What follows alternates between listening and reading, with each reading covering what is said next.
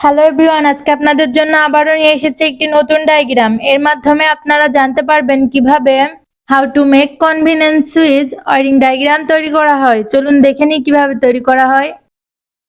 Light, এটির মাধ্যমে আলো জ্বালানো হয়। সুইচ 1, এটির মাধ্যমে কোনো জিনিস অন অফ করা হয়।